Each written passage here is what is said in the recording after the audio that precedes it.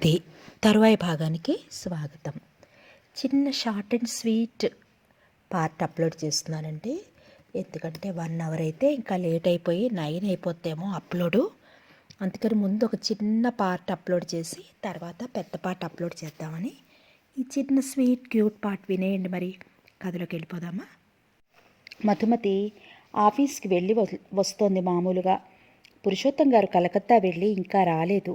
ఆ రోజు ఆఫీసులో ఉంది మధుమతి.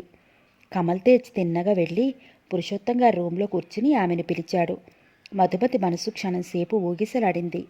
వెళ్ళాలా వద్దా అని గదిలోకి వెళ్ళి ఆగింది. అక్కడ టేబుల్ దగ్గర కూర్చుని ఉన్నాడు కమల్. అక్కడే ఫైల్స్ చూస్తున్నాడు తల ఎత్తకుండానే. మే కమిన్ సార్ అంది మెల్లగా. కమిన్ తల ఎత్తకుండానే చెప్పాడు. టేబుల్ దగ్గరగా వెళ్ళింది. కూర్చోండి తల ఎత్తి ఆమె వైపు చూడకుండానే చెప్పాడు. అక్కడ కుర్చీలో కూర్చుంది. మొదలియార్ గారు వచ్చారా? ఫోన్ చేశారు. మీరేమని చెప్పారు అడిగాడు. నాకు ఆ విషయం గురించి పురుషోత్తం గారు ఏమీ చెప్పలేదు. నేను అదే మాట ఆయనకి చెప్పాను. మంచి పని చేశారు అంటూ మెచ్చుకున్నాడు. మధుమతి అతని వైపు రెప్పవాల్చకుండా చూసింది క్షణంసేపు.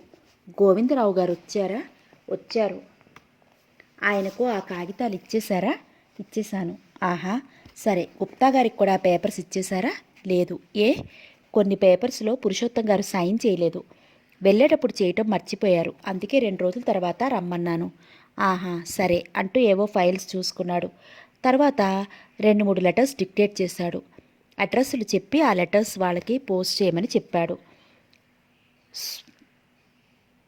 సుమంతరి గారికి ఫోన్ చేసి చెప్పు, పురుషోత్తం గారు ఊళ్ళో లేరు, వచ్చాక మిమ్మల్ని కలుసుకుని ఆ విషయం గురించి మాట్లాడతాము అన్నారు అని.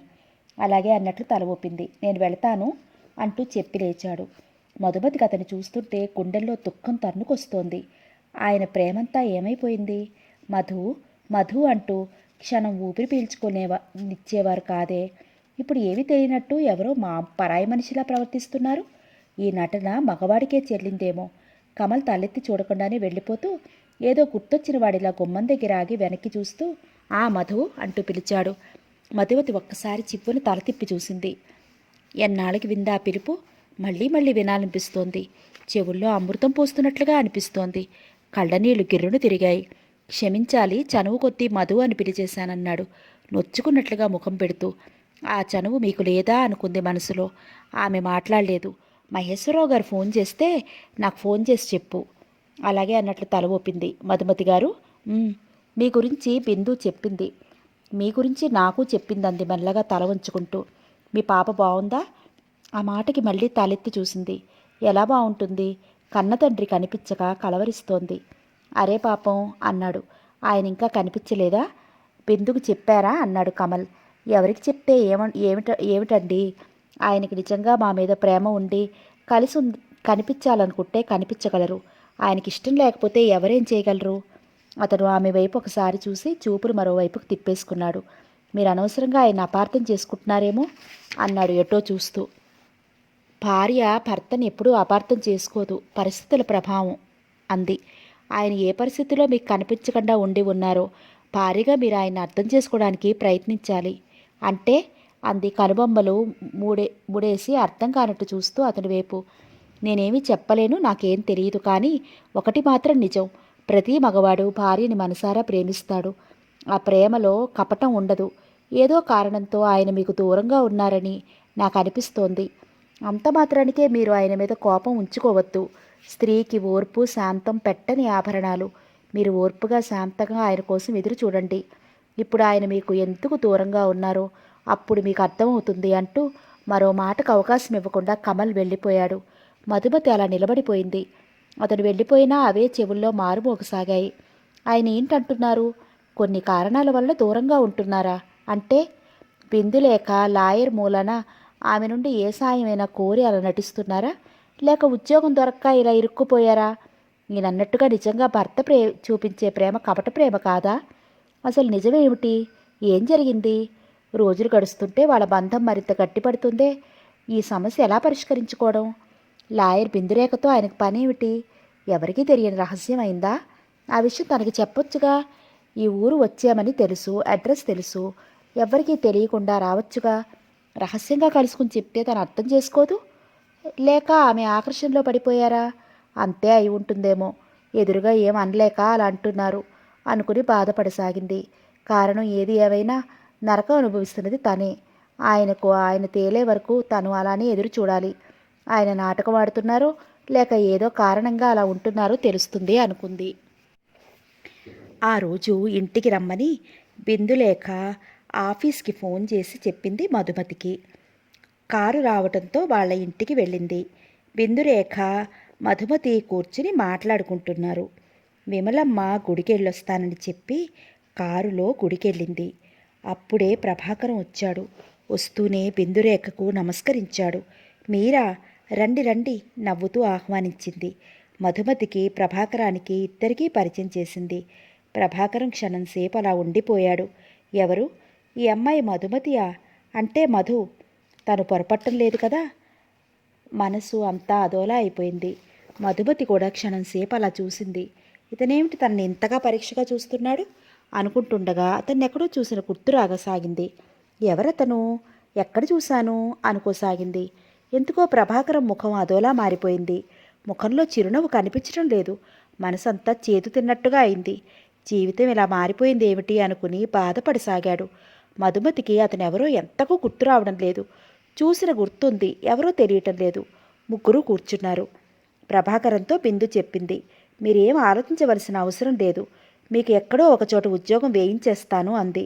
కొంచెం తొందరగా వేయిస్తే అంటూ నసికి, మాధవిని హాస్పిటల్లో జాయిన్ చేయాల్సిన టైం దగ్గర పడింది అందుకు అంటూ ఆగిపోయి తల వంచుకున్నాడు. ఇంకేం చెప్పాలో తోచక. అతడి చేతిలో డబ్బు లేదు. చాలా కష్టంగా ఉంది. బిందుకి అతడు చెప్పే విషయం, చెప్పలేక ఆగిపోయిన విషయం కూడా గ్రహించుకుంది. ఇప్పుడే వస్తాను, ఉండండి అంటూ లేచి వెళ్ళింది లోపలికి. బిందురేఖ లోపలికి వెళ్ళటంతో ప్రభాకరం మధుమతి వైపు తిరిగి, మీరెక్కడుంటున్నారు అడిగాడు. ఆమె చెప్పింది. మీ వారి పేరు అడిగాడు. పాంచజన్యం గారు మెల్లగా చెప్పింది. ఆయన ఇప్పుడు ఎక్కడ ఉద్యోగం చేస్తున్నారు అంటూ వివరాలు అడిగాడు. ఈ ఊళ్ళోనే అంటూ చెప్పింది. అందరూ బాగున్నారా అడిగాడు. అందరూ అంటే అంటూ చిన్నగా నవ్వింది. అదే అంటూ నవ్వి, మీ అత్తగారు, మామగారు, మీ అమ్మగారు, నాన్నగారు. మా అత్తగారు ఉన్నారు, మామగారు లేరు. అమ్మ నాన్నగారులు ఉన్నారు, కానీ వాళ్ళ గురించి నాకు తెలియదు. అదేమిటి?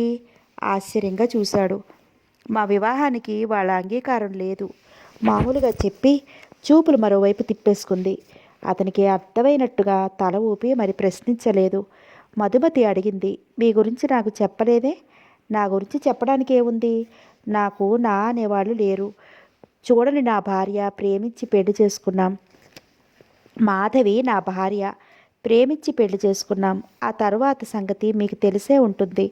లాయర్ బిందురేఖ గారు మా కుటుంబానికి చాలా సాయం చేశారు. ఆ కారణంగా నాకు ఉద్యోగం ఇవ్వడానికి కూడా చాలామంది భయపడుతున్నారు. బిందురేఖ గారే ఉద్యోగం కూడా ఇప్పిస్తానని మాటిచ్చారు. అందుకే వచ్చాను. ఒకసారి కనిపించి వెళదామని అంటూ నవ్వాడు. ప్రభాకరం తెల్లగా పొడవుగా ఉన్నాడు. చూడగానే పెద్దింట్లో పుట్టి పెరిగిన వాళ్ళ కనిపిస్తున్నాడు. మనిషి అందంగా ఉన్నాడు. అతని కళ్ళల్లో శాంతి లేదు.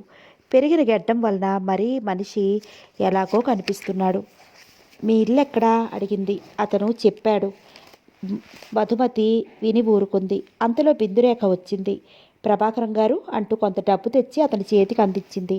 ఆ డబ్బు తీసుకుంటూ అయోమయంగా చూస్తూ, ఏమిటండి, ఎందుకు అన్నాడు. మీరు ఉద్యోగం దొరికేంత వరకు చేతి ఖర్చులకు ఉంచండి అంది. ప్రభాకరం ముఖం ఒక్కసారి అదోలాగా మారిపోయింది. క్షమించాలి, నేను ఈ డబ్బు తీసుకోలేను అంటూ తిరిగి ఆమె చేతిలో డబ్బు పెట్టేసి, అది కాదండి, నేను చెప్పేది వినండి. మీ భార్య ఇప్పుడు ఒట్టి మనిషి కాదు. ఆమెకి ఏ టైంకి హాస్పిటల్లో జాయిన్ చేయవలసి వస్తుందో తెలియదు కదా, అందుకని ఇస్తున్నాను. మీరు మరోలా అనుకోవద్దు అంది. నిజమే, మీ మంచితనం నాకు అర్థమవుతోంది, కానీ నేను అలా ఊరికే డబ్బు తీసుకోలేను. క్షమించండి. మీరు ఏదైనా ఉద్యోగం ఇస్తే కష్టపడి పనిచేస్తానన్నాడు. అది కాదు ప్రభాకరం గారు, అంతగా మీకు ఇష్టం లేకపోతే అప్పుగా తీసుకోండి. మాధవి పరిస్థితి ఆలోచించండి. క్షమించాలి, ఈ డబ్బు నేను తీసుకోలేను అన్నాడు. బిందురేఖ ఏమీ మాట్లాడలేదు.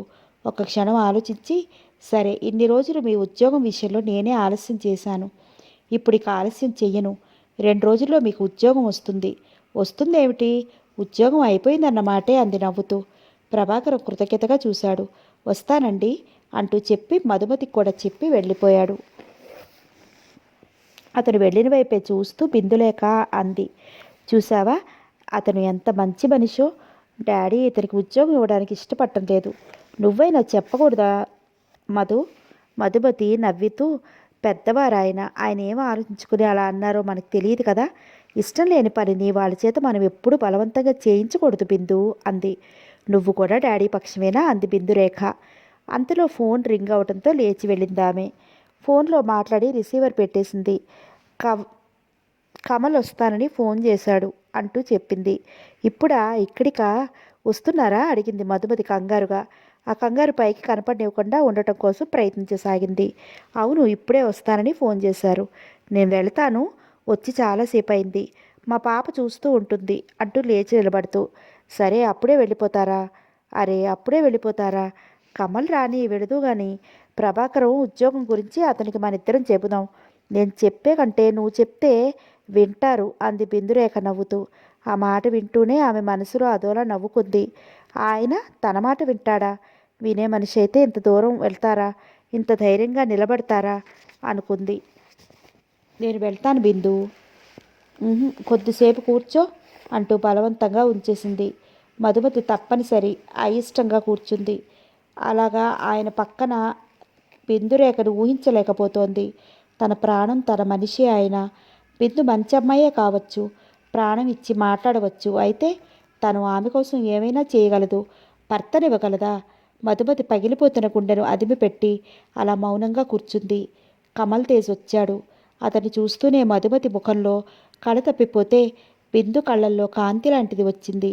మధుమతిని చూసి పలకరింపుగా నవ్వాడు. మీరిక్కడే ఉన్నారా అంటూ. బిందురేఖ చెప్పింది. మీరు వస్తారని ఉండమన్నాను. కమల్ ఏంటి విశేషం అన్నట్టు చూశాడు. బిందు ప్రభాకరం గురించి మెల్లగా చెప్పింది. పాపం వాళ్ళు చాలా బాధలు పడుతున్నారండి. డాడీ చూస్తే కాదన్నారు. మీరు మీ కంపెనీలో ఏదైనా ఉద్యోగం ఇస్తే. మా కంపెనీలోనా అడిగాడు. అవును, పాపం ప్రభాకరం పరిస్థితి చూస్తే జాలేస్తోందండి అంది మెల్లగా. అవును, నీకు ఎవరిని చూసినా జాలే. మీ డాడీ అతనికి ఉద్యోగం ఇవ్వను అన్నారంటే చాలా దూరం ఆలోచించారన్నమాటే కమల్ అంది విస్తుపోతూ. అవును బిందు, అటువంటి అతనికి మన ఉద్యోగం ఇవ్వటం అంత మంచిది కాదు. నాకు ఇష్టం లేదు. అంటే నా మాట మీద మీకు నమ్మకం లేదా అడిగింది కాస్త కోపంగా. నమ్మకం లేదని కాదు, మరి అటువంటి వాళ్ళంటే నాకు ఇష్టం ఉండదు. మన పేరు పోతుంది. అంటే అతని మీద జైలు ప్రభావం ఇంకా ఉందన్న మీ ఉద్దేశం? అతను నిర్దోషిగా నేను రుజువు చేశాను కదా కంగుమన్నట్లు చెప్పింది. కమల్ కోపం తెచ్చుకోలేదు, నవ్వాడు. లాయర్ బుర్ర ఎటువంటిదంటే కర్రను తీసుకెళ్లి ఇది కత్తి అని బల్లగుద్ది వాదించి తన మాట నెక్కించుకోవచ్చు. కత్తిని చూపించి ఇది కర్ర సుమా అని కూడా వాదించగలవచ్చు. లాయర్ బుర్ర అంత గట్టిది, తెలివైంది. అంటే అతడు హంతకుడైనా నేను శిక్ష పడనివ్వకుండా విడుదల చేయించాను, అదా మీ ఉద్దేశం? మళ్ళీ కంగుమన్నట్టు అడిగింది. కోపం తెచ్చుకోకండి లాయర్ గారు, నేను ఆ ఉద్దేశంతో అనలేదు. మరి ఏ ఉద్దేశంతో అన్నారు? అబ్బా, నేను చెప్పిన మాట వినవే అన్నాడు. ఏం వినాలి? ముందు నాకు ఈ విషయం చెప్పండి. మీ కంపెనీలో అతనికి ఉద్యోగం ఇస్తారా ఇవ్వరా సూటిగా ప్రశ్నించింది. ఇవ్వను ఖచ్చితంగా చెప్పేశాడు. ఇవ్వరా? నన్ను ఇన్నిసార్లు అడగనవసరం లేదు. నేను ఇవ్వను అని చెప్పేశాను అంటే అన్నాడు. ఆ మాట వింటూనే బిందురేఖ వెంటనే అక్కడి నుంచి లేచి తన గదిలోకి విసురుగా వెళ్ళిపోయింది. మధుమతి వాళ్ళ సంభాషణ వింటూ అలా కూర్చుందే తప్ప ఒక్క మాట కూడా మాట్లాడలేకపోయింది.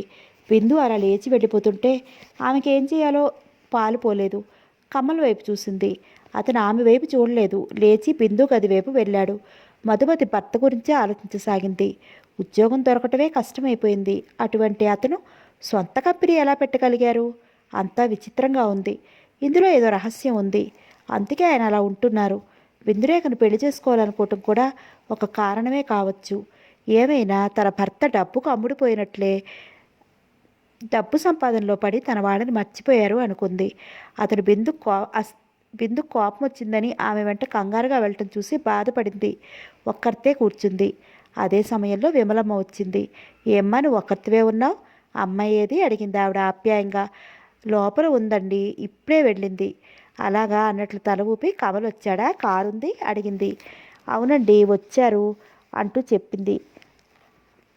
కాఫీ అయినా ఇచ్చిందో లేదో ఆవిడికి కానీ ఏమైనా కోపం వచ్చిందా అంది విమలమ్మ. కూతుర్ని ఒక్కోసారి అలా అంటుంది ఆవిడ. మధుమతి సమాధానంగా నవ్వి ఊరుకుంది. విమలమ్మ నవ్వుకుంటూ లోపలికి వెళ్ళి 10 నిమిషాల తర్వాత యువతలికి వచ్చి ట్రేతో ముగ్గురికి టిఫిన్లు పట్టుకు వచ్చి ఆమె వైపు తిరిగి మీరు తీసుకోండి అమ్మా బెందుకివ్వు అంది. మధుమతి తల ఊపి ఆవిడ చేతిలో ట్రే అందుకుని టీపాయ్ మీద పెట్టింది. బిందు కోసం చూసింది. ఆమె ఇంకా గదిలో నుంచి రాలేదు. విమలమ్మ కూతుర్ని పిలవమని చెప్పి వెళ్ళిపోయింది. మధుమతి మెల్లగా అటు వెళ్ళింది. మేడమెట్లు ఒక్కొక్కటి ఎక్కసాగింది. ఒక్కో మెట్టు ఎక్కుతుంటే ఆమె మనసు నలిగిపోసాగింది. గుమ్మం దగ్గరికి వెళ్ళి తలుపు తట్టి పిలుద్దామనుకుంటే తలుపుల దగ్గరికి చేరేసి ఉన్నాయి. మధుమతికి వాళ్ళ మాటలు వినిపించసాగాయి. కిటికీ దగ్గర నిలబడిపోయింది. కోపం వచ్చిందా? నా మీద కోపం పోలేదా చెప్పు. నా మాట అర్థం చేసుకో. అందుకే నేను వద్దు అన్నాను. ఈ విషయం తప్పించి ఏ మాటైనా వింటాను. నా మాట నమ్ము. ఏం మాట్లాడు. మాట్లాడనా? మాట్లాడవా? నేను వెళ్ళిపోనా అడుగుతున్నాడు అతను. నువ్వు ఎంత లాయర్వైనా నాకు నువ్వు కాబోయే అర్ధాంగి అన్న విషయం మర్చిపోవద్దు. అర్ధాంగి అంటే ఈ ప్రపంచంలోకెల్లా చాలా చాలా తీయని పదవని అర్థం. ఇంకా నీ కోపం పోలేదా? అర్థమైందా?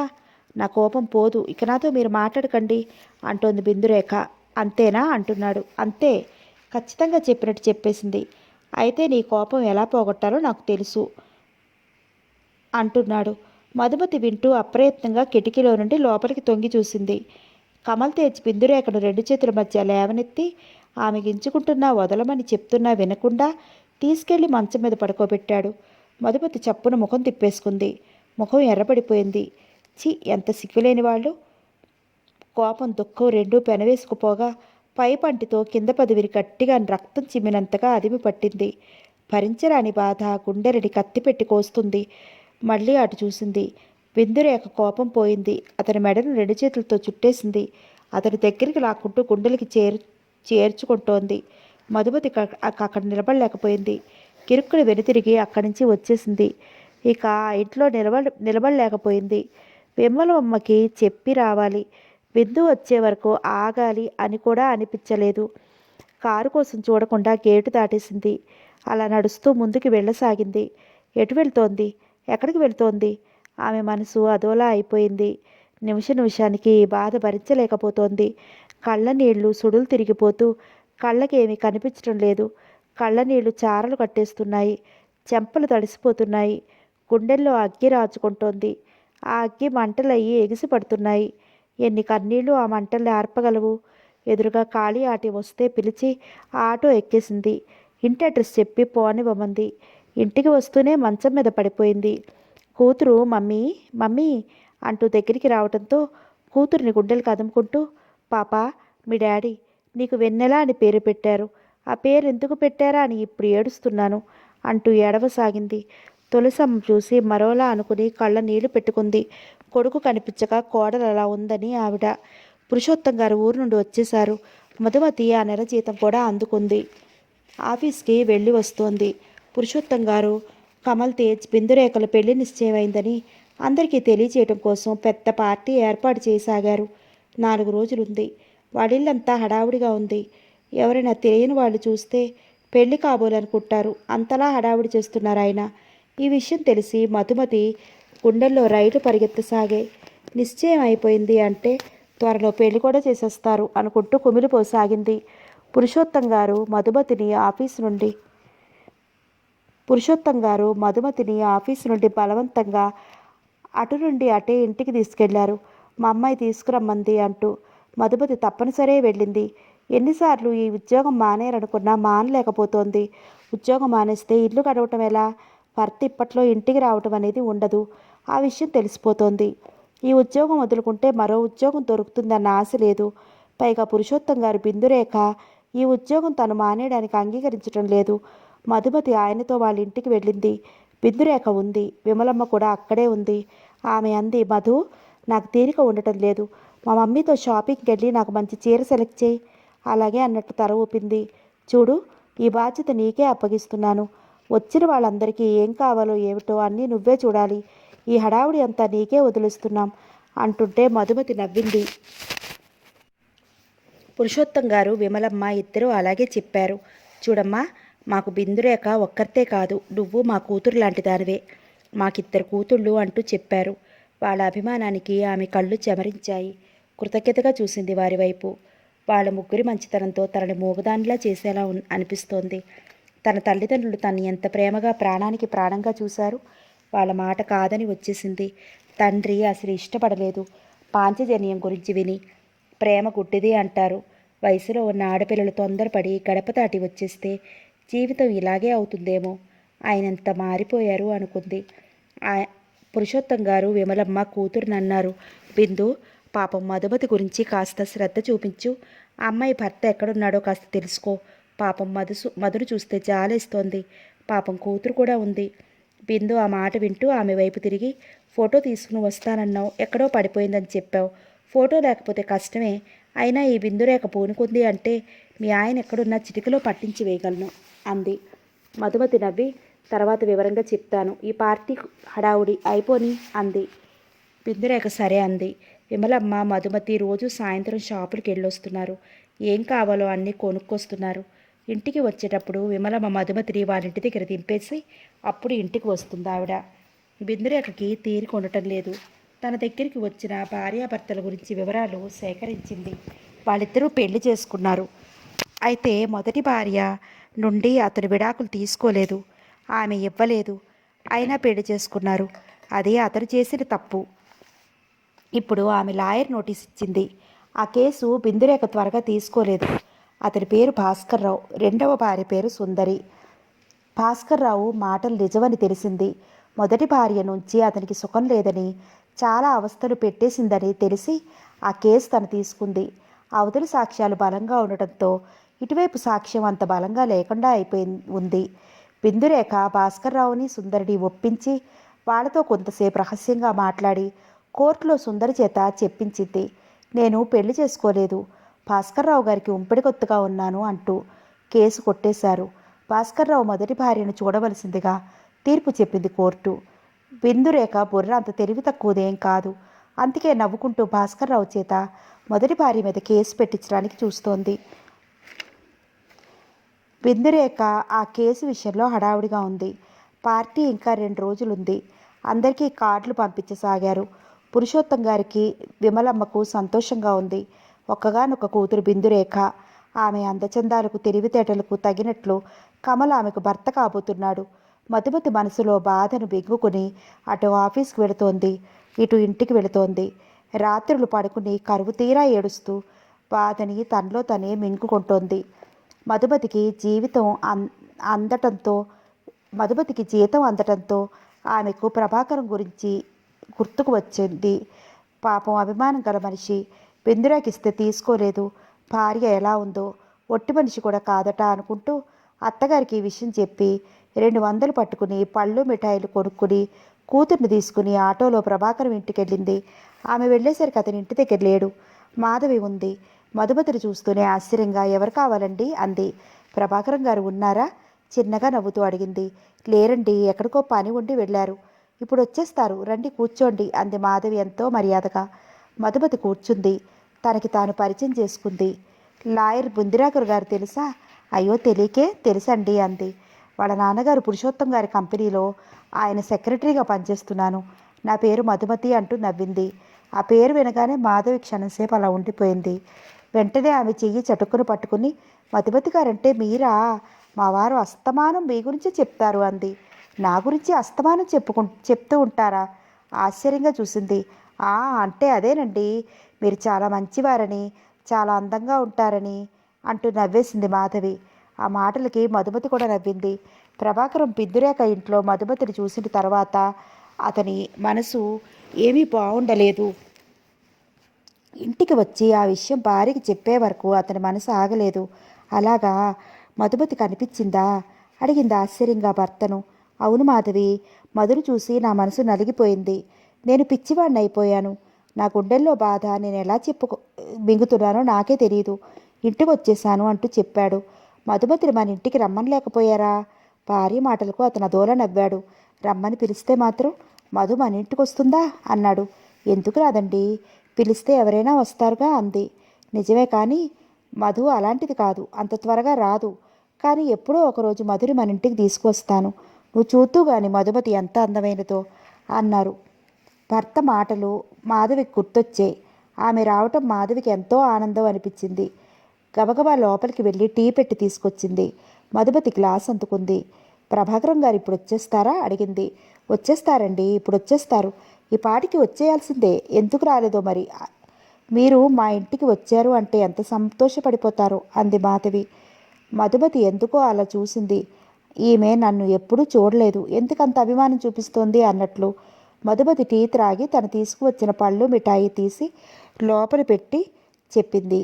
బిందురేఖ డబ్బు ఇవ్వబోవటం, అతడు తీసుకోకుండా వచ్చేయటం ఆమెతో చెప్పి నాకు చాలా బాధ అనిపించింది. నువ్వు ఒట్టి మనిషి కూడా కాదు, నువ్వేమీ అనుకోవద్దు. ప్రభాకర్ గారికి చెప్పొద్దులే, ఆ తర్వాత కావలిస్తే బదులు తీర్చేసుకుందో గాని. బిందురేఖ గారు అతనికి త్వరలో ఉద్యోగం వేయించేస్తానంటున్నారు. బిందు ఈ 200 ఉంచు అంటూ మాధవి చేతిలో డబ్బులు పెట్టింది. మాధవి మొదట సందేహించింది, తర్వాత ఏమనుకుందో డబ్బు తీసుకుంది. ప్రభాకరం గారికి చెప్పకులే, వద్దు అంటారు అంది. చెప్పినా పర్వాలేదు, మీ దగ్గర తీసుకుంటే ఏమీ అనరు. బిందురేఖ గారంటే ఆవిడ దగ్గర తీసుకుంటేనే బాగుండును అని అంది. ఆ మాటలు ఎందుకో మధుమతికి ఆశ్చర్యంగా అనిపించింది. బిందురేఖ వాళ్ళ కుటుంబానికి ఎంతో సాయం చేసింది. తను ఆమె వల్ల పరిచయం అయింది. తన దగ్గర డబ్బు తీసుకుంటే ఏమీ అనుకోడా, చిత్రంగా ఉంది అనుకుంది మనసులో. అంతలో ప్రభాకర్ వచ్చాడు. మాధవి డబ్బు గురించి వెంటనే ఏం చెప్పలేదు అతనితో. మధుమతిని చూస్తూనే అతను చాలా ఆనందపడిపోయాడు. మీరు మా ఇంటికి ఇలా వస్తారనుకోలేదు అన్నాడు సంతోషంగా. అదేమిటి అలా మాట్లాడతారు, స్నేహం కలిస్తే వస్తే తప్పే ఉంది అంది. ప్రభాకర్ పాపనెత్తుకుని ముద్దులాడాడు. పాప కూడా చనువుగా అంకుల్ అని పిలవసాగింది. నీ పేరేమిటి? వెన్నెల ముద్దుగా చెప్పింది. అబ్బా, ఎంత చక్కని పేరు, ఎంచి ఎంచి పెట్టారు. ఆహా అన్నాడు ముద్దులాడుతూ. మా ఇంటికి రోజు వస్తావా? ఓ, కానీ మమ్మీ పంపించదు అంది తల్లి వైపు చూస్తూ. ప్రభాకరు నవ్వాడు. మా మధుమతి కూడా నవ్వింది. మీ మమ్మీ పంపించకపోతేనే నేను వచ్చి తీసుకొస్తాను, వస్తావా అడిగాడు. ఓ వస్తాను అంది. మధుమతి డబ్బిచ్చినట్లుగా భర్తను తీసుకువెళ్ళి చెప్పింది మాధవి. విని ఊరుకున్నాడు, ఏమీ మాట్లాడలేదు. ఆమెతో అన్నాడు, ఎందుకు మధుమతి గారు డబ్బు తెచ్చిచ్చారు? మీ ఖర్చులు మీకుంటాయి కదా. ఆ విషయం మాధవి ఎందుకు చెప్పిందా అనుకుంది. ప్రభాకరం ఆ డబ్బు తిరిగి తనకి ఇచ్చేస్తాడేమోనని భయపడింది. అతను మామూలుగా అన్నాడే తప్ప ఆమె దగ్గర డబ్బు తీసుకోకూడదు అని అన్నట్టు మాట్లాడలేదు. ఆశ్చర్యపోయింది. బిందురేఖ ఇంట్లో అతని ప్రవర్తన ఒకలా ఉంది, ఇప్పుడు అతని ప్రవర్తన ఒకలా ఉంది. ఏమిటి వింత? బిందురేఖ అంటే వాళ్ళిద్దరికీ చాలా అభిమానం ఉంది. మరి ఎందుకు అంత ఖచ్చితంగా మాట్లాడలేదు? వేరే కారణం ఏమైనా ఉందా అనుకుంది. కొద్దిసేపు కూర్చుని మధుమతి కూతురు తీసుకుని బయలుదేరింది. ఉండండి, బొట్టు పెడతాను అంటూ మాధవి భర్త చేత అరటిపళ్ళు తెప్పించి బొట్టు పెట్టి పళ్ళు ఇచ్చింది మాధవి. బసుమతికి ఎందుకో కళ్ళనీళ్లు తిరిగాయి. ఆ భార్యాభర్తల్లా ఉన్నంతలో ఎంతో మర్యాద చేస్తున్నారు, ఎందుకింత అభిమానం చూపిస్తున్నారు అనుకుంది. ఒక్కరి వెళ్ళగలరా అన్నాడు. పర్వాలేదండి, వెళ్ళిపోగలను అంది. ఏమండి, అంతవరకు వచ్చి ఆటో ఎక్కిస్తాను అంటూ కూడా వచ్చి ఆటో పిలిచి ఎక్కించాడు. ఆటో వెళ్ళిపోయింది. ఆటో వెళ్ళిన వైపే అలా చూస్తూ ఉండిపోయాడు. అతడి కళ్ళల్లో నీళ్లు తిరిగాయి. మధు అనుకున్నాడు మనసులో బాధని గుండెల్లో దాచుకోవడానికి ప్రయత్నిస్తూనే వెనుతిరిగాడు.